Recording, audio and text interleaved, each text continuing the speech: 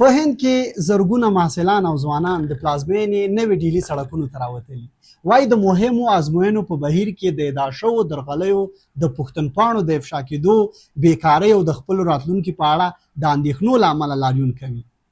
لاریونوالو هڅه کړې چې د هند د پارلمان پر لور حرکت وکړي خو د پولیسو له سخت چلند سره مخامخ شوي.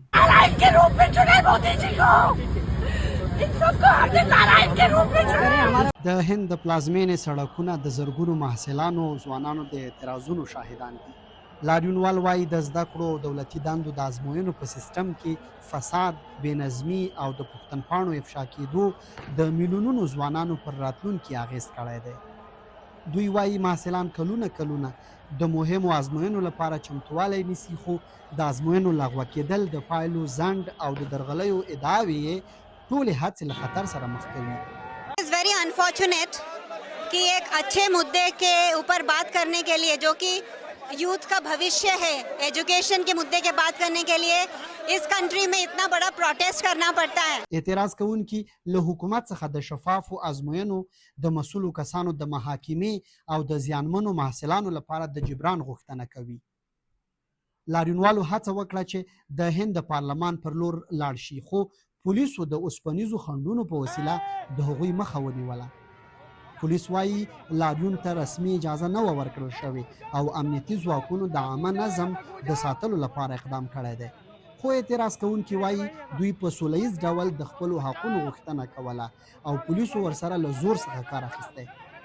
په خپرو شوو تصویرونو کې د پولیسو او لاریونوالو ترمنځ ګډوډي، د اوښکې بهونکي ګاز کارول او د یو شمېر کسانو نیول کېدل لیدل کېږي. تر اوسه د ټپیانو او نیول شوو کسانو کره شمېر نه دی روښانه شوی.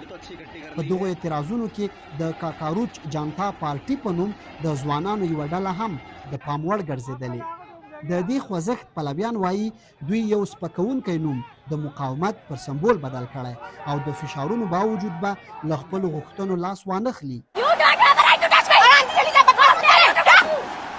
لاریونوال ټینګار کوي چې اعتراضونه یوازې د یوې ازموینې په اړه نه دي بلکې د بیکارۍ، فساد او د ځوانانو د نامعلوم راتلونکي پر ضد دي.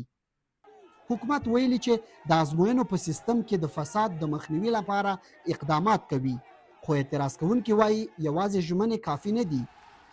اوس پوښتنه دا ده چې آیا حکومت به د ځوانانو غوښتنو ته عملي ځواب ورکړي او که دا لاریونونه به د هند نورو ښارونو ته هم وغځېږي. اعتراض کوونکي وایي تر هغو به خپلو لاریونونو ته دوام ورکړي څو د ازموینو د شفافیت او د ځوانانو د راتلونکي لپاره عملي اقدامات ونه شي.